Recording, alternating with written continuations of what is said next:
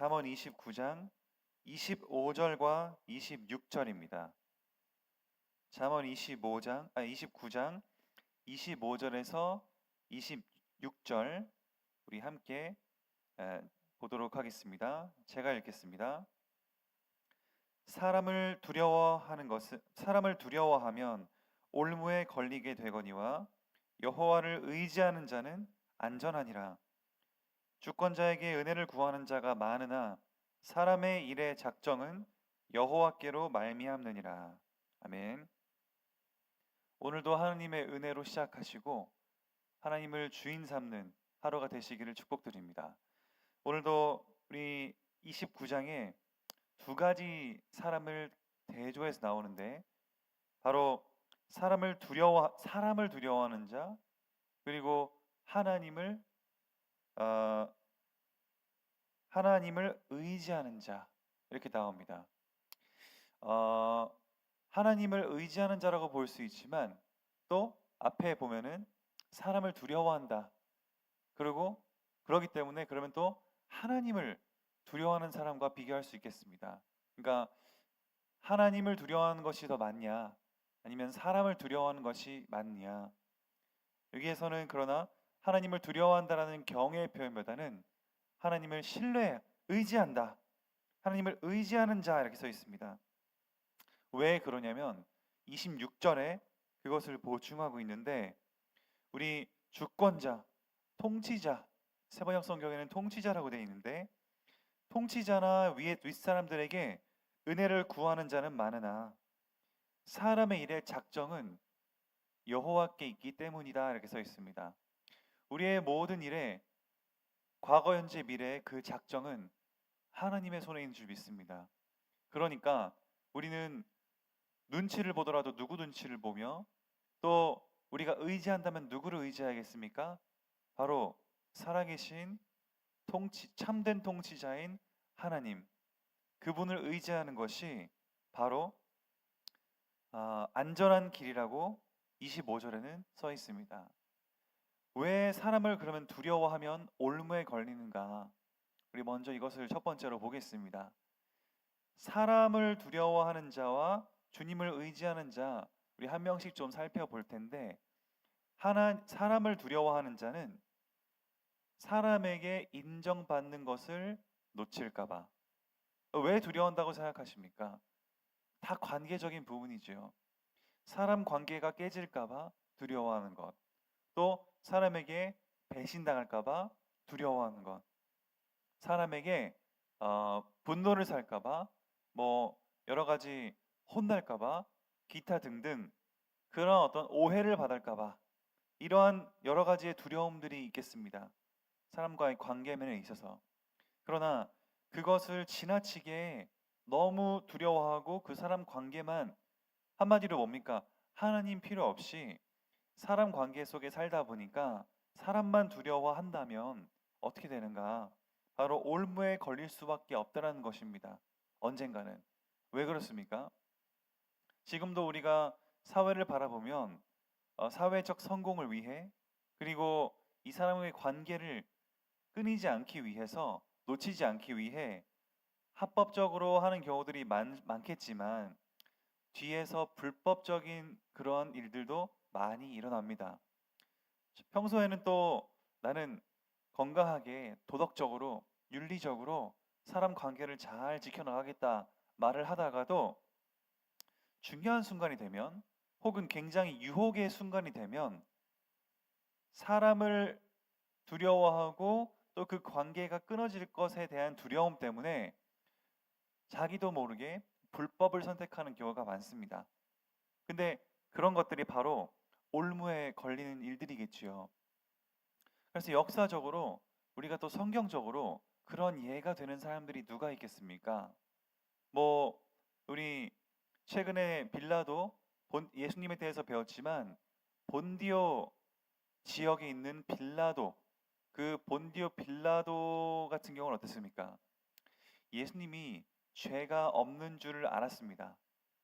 죄가 없는 줄을 알았고, 왜냐하면은 드러난 죄가 유대인들이 얘기하는 신성 모독밖에 없기 때문에 로마의 법을 어긴 것이 없습니다. 그리고 자기 아내도 심지어 환상을 봐서 예수님을 건들지 말라라고 아내의 충고까지 있었습니다. 그런데 어땠습니까? 그러한 분위기, 그러한 아내의 환상, 예수님의 죄 없음을 눈앞에 보고도 누구를 더 하나님을 두려워하기보다는 누구를 두려워했냐? 유대인들과 또 유대인들의 대제사장, 서기관들, 그들의 눈치를 보면서 그들과의 관계를 두려워했습니다. 왜냐하면은 정치적인 목적 때문에 그들의 환심을 사지 못하면 나중에 정치적으로 어려워질 수 있겠다라고 판단을 해서 하나님의 눈치보다는 사람의 눈치를 보게 돼서 무죄한 예수님을 십자가에 못 박도록 내밀은 것이죠. 결국 그 일로 하여금 지금까지 우리는 사도신경을 통해서 본디오 빌라도에게 고난을 받으신 예수님을 계속 기억하면서 그 책임을 지금까지도 이어오고 있는 것을 우리는 보게 됩니다. 그 평생의 오점이 평생만이 아니라 영원한 오점으로 남게 된 본디오 빌라도의 실수를 우리는 볼 수가 있습니다. 또 한 명을 보자면 누굽니까? 모세의 형. 우리 모세가 막내 아닙니까? 우리 모세 위에 누이 미리암이 있었고 또 그 위 형 아론도 있었습니다. 모세가 율법을 받으러 올라갈 때 시내산에서 며칠 있었습니까? 시내산에서 40일을 있었습니다. 40일을 있는 동안 어떻게 됐습니까? 백성들이 하도 안 내려오니까 아무래도 문제가 있는 것 같다 혹은 불안하다라는 이유 때문에 자기들을 위한 새로운 신을 만들어 달라 이렇게 얘기를 했습니다. 그래가지고 그때 그러면은 밑에 모세의 가족이자 제사장의 리더였던 아론 같은 경우에는 어떻게 하겠습니까?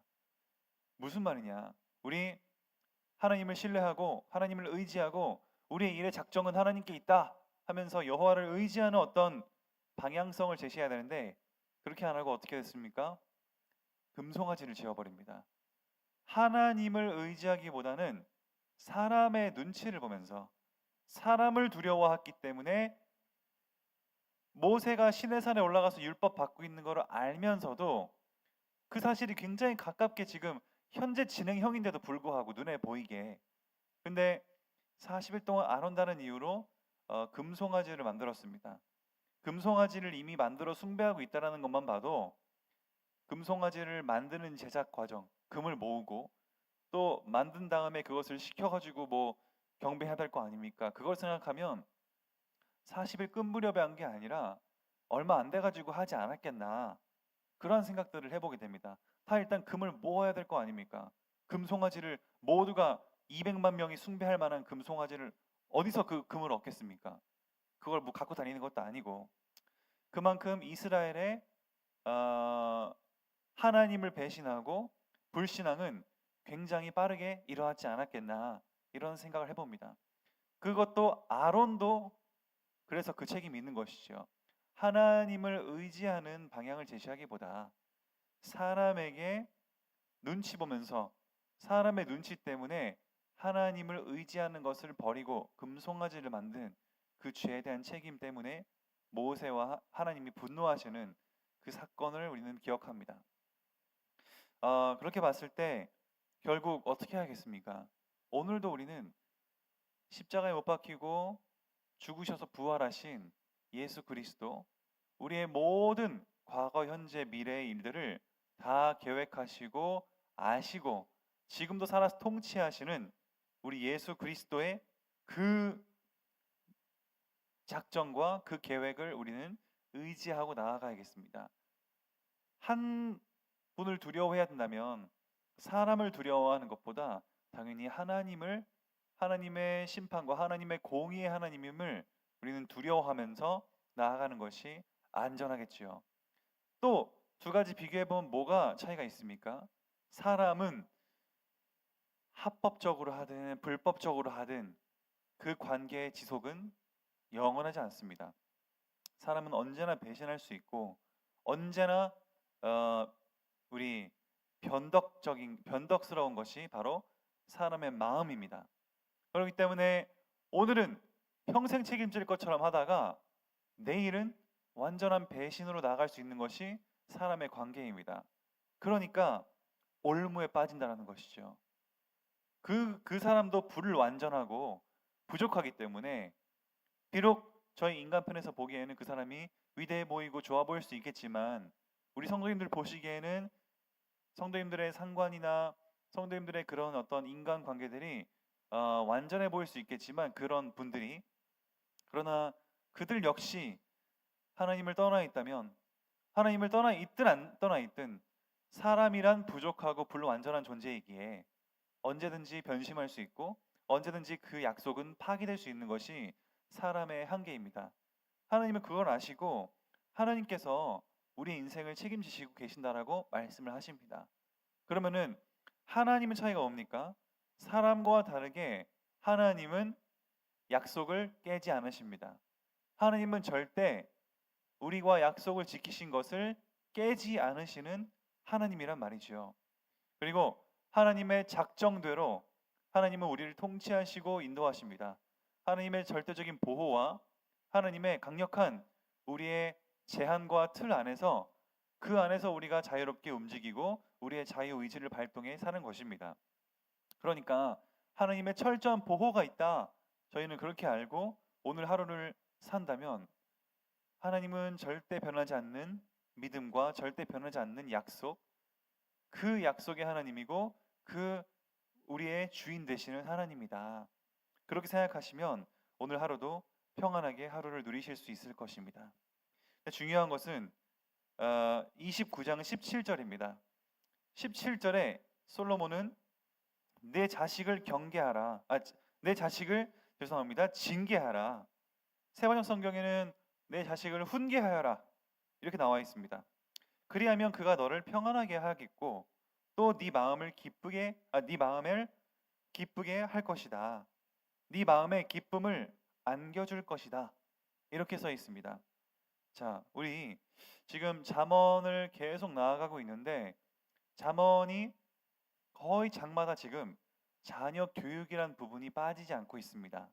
물론 솔로몬 시대에는 내 아들아 뭐 이렇게 얘기했을 때에는 단순히 나의 육신적인 아들만이 아니라 모든 후대를 통칭해서 후대 전체를 향한 어떤 교훈의 메시지이기도 합니다.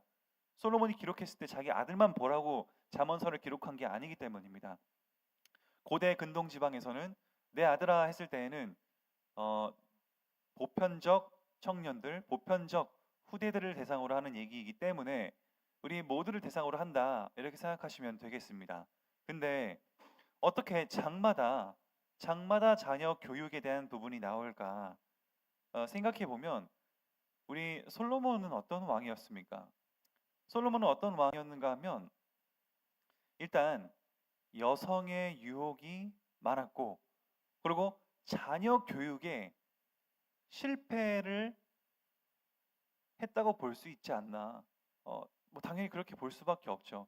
솔로몬 이후에 그 아들 르호보암은 하나님을 신뢰하지 않고 결국 분열 왕국이라는 결과를 초래한 인물이기 때문입니다. 솔로몬이 자녀 교육을 잘했을까? 우리 솔로몬 자녀가 몇 명이었다고 생각하십니까? 지금 솔로몬 자녀가 얼마나 많은지 사실 셀 수도 없습니다. 일단 그 아버지 다윗만 봐도 그 아버지 다윗은 솔로몬은 후궁이 700명이고 첩이 300명입니다. 그러니까 합해서 1000명 아닙니까? 그 아버지는 그거의 100분의 1 후궁이 7명, 첩이 3명이었는데 10명의 아내를 두고 낳은 자녀는 공식적으로 성경에만 21명입니다. 그러니까 10명으로 21명을 낳은 것이죠. 우리 아내 수의 2배를 낳은 겁니다. 최소. 기록되지 않은 자녀도 훨씬 많이 있을 것이다. 이렇게 평가를 합니다. 그런데 솔로몬은 아버지 다윗은 아내의 2배를 낳았는데 10명의 아내에 21명의 자녀들 솔로몬은 1000명이었으면 어떻게 얼마나 많이 낳았겠습니까? 물론 성경 공식적으로는 3명만 나오는데 그게 전부가 아닌 것을 알지요. 왜냐하면 어, 에디오피아의 그 후손 에디오피아의 선조라고 하는 우리 솔로몬 왕과 역대상에 나오는 스바 여왕이 만나는데, 스바 여왕이 만나지 않습니까? 거기까지 나오는데 스바 여왕과 만나서 낳은 아들이 바로 에디오피아의 조상이라고 우리 알려져 있습니다. 이거는 뭐 지금도 검색하면 다 우리 그들의 조상으로 믿는, 우리 단군 신화처럼 믿는 것인데, 바로 메넬리크 1세라고 하는 우리 솔로몬과 스바 여왕을 통해 낳은 아들이 어, 그 사람인데, 메넬리크인데, 그 사람은 성경에 안 나옵니다. 그러나 에디오피아의 조상으로 여기고 지금도 주가 바로 우리 정교회로서 어떤 기독교의 그 흐름을 가지고 있습니다. 그런 것처럼 솔로몬이 얼마나 많이 자녀를 낳았겠는가 상상도 할 수가 없을 것입니다. 1000명의 아내가 있기 때문에 한 명 만나면 매일 하루씩 만난다고 치면 다시 만나려면 3년 걸립니다. 그러니까 오늘도 이 사람은 누군가, 오늘 만나는 이 여자는 어디 나라의 어떤 사람인가를 생각하면서 봐야 될 정도인 것이죠. 그러면은 그들이 낳은 아들, 자녀들, 딸들은 과연 솔로몬이 교육을 할 수 있었겠는가? 할 수가 없었겠죠. 왕이니까 당연히 자녀 교육에 매여 있겠습니까? 그러면은 결국 누가 자녀 교육을 책임집니까? 왕정에서의 교육도 있지만 사실 다 이방 여자들 아닙니까? 이 예를 들어서 저기 그 솔로몬의 후손, 그리고 후임 통치자 르호보암이라고 하는 아들은 바로 솔로몬 다음에 왕으로 나서는데, 그 사람도 이스라엘 출신이 아닙니다. 유대인이 아닙니다. 누굽니까? 암논 지방 이방 여인의 자식입니다. 암논. 그러니까 완전 우상 숭배하고 하나님이랑 아무 상관이 없는 그런 어떤 아내를 통해서 낳은 자식이, 솔로몬이 아내가 1000명이어가지고 한 번 만나면 다음 만나려면 3년 뒤에 만나야 되는데, 그렇게 낳은 애를 과연 하나님의 복음 안에서, 말씀 안에서 키울 수 있었겠냐? 불가능이라고 봅니다. 그러니까 이 암논의 그 우상과 그 문화를 어머니를 통해서 철저하게 교육받았지 않겠나. 그러니까 후대들이 멸망하고 결국 나라는 둘로 쪼개지는 현상을 저희는 보게 되는 것입니다. 어, 그렇기 때문에 솔로몬은 항상 지혜서인 잠언마다 바로 자녀 교육을 넣는 것입니다. 후대의 교육이 얼마나 중요한지 솔로몬은 자신이 교육을 못했기 때문에 왕으로서, 그리고 온갖 이방 여자들의 그 우상 숭배를 막지 못했기 때문에 자녀가 멸망했고, 후대가 멸망함으로써 나라는 분열 왕국이 되는 뼈아픈 그러한 상황을 생각 안 할 수가 없는데, 그러한 것 속에 결국 뭡니까? 참된 지혜란 자녀 교육까지 연결되는 것입니다. 지혜로운 그리스도인이란 자녀 교육까지 분명하게 하는 것이다. 그래서 오늘 나오는 25절과 26절에 이 사람을 두려워하지 말고 하나님을 신뢰해야 된다는, 의지해야 된다는 이 본문은 바로 우리 개인만 알고 끝낼 것이 아니라 자녀에게까지 훈계해서 이 자녀들이 바로 뭡니까? 올바르게 재앙이 뭔지 분별할 수 있게 하시고, 또 이 자녀가 악의 길로 가지 않도록 지금 계속 대조법으로 나오고 있지 않습니까? 악인의 길과 의인의 길. 오늘은 사람을 두려워하는 사람과 또 하나님을 두려워하는 사람, 하나님을 의지하는 사람, 이 두 가지의 사람들이 계속 대조법으로 나오면서 어떠한 우리는 후대를 키울 것이고 어떠한 우리는 사람이 되어야겠는가가 나오고 있는 것입니다. 우리 사랑하는 성도 여러분께서 오늘 결론 맺자면 바로 지혜로운 그리스도인은 후대 교육까지 그림을 그릴 수 있는 것이다. 지혜로운 그리스도인은 후대 교육까지 생각하는 것이다. 그러면서 먼저 본질적으로 지혜로운 그리스도인이란 사람을 두려워해서 사람 눈치 보느라 불법 행하는 것이 아니라 하나님을 눈치 보고 하나님의 눈치와 하나님을 의지함을 통해 그분의 작정에 우리의 일을 맡기는 것입니다. 우리의 모든 사람의 일, 우리의 모든 사람의 계획을 하나님의 작정 속에 우리를 드릴 수 있는 그런 아름다운 오늘 하루 되시기를 예수 그리스도 이름으로 축복드립니다. 기도하겠습니다. 살아계신 하나님 감사드립니다. 하나님께서 우리를 사랑하셔서 정말 연약하고 부족한 우리에게 하나님의 지혜와 하나님의 작정 속에 우리를 불러주심에 감사합니다. 하나님, 우리가 오늘도 사람을 두려워하고 사람 눈치 보면서 불법을 행하고 스스로 올무에 걸리지 않게 하시고 하나님을 두려워하며 하나님을 의지할 때 하나님이 완전한 주인 되게 하시고 하나님의 계획 속에 우리가 온전히 들어가는 우리 아름다운 그리스도인의 삶 되게 하시고 이 믿음과 그림들이 후대 교육까지 전달될 수 있도록 축복해 주시옵소서. 예수 그리스도 이름으로 기도드립니다. 아멘.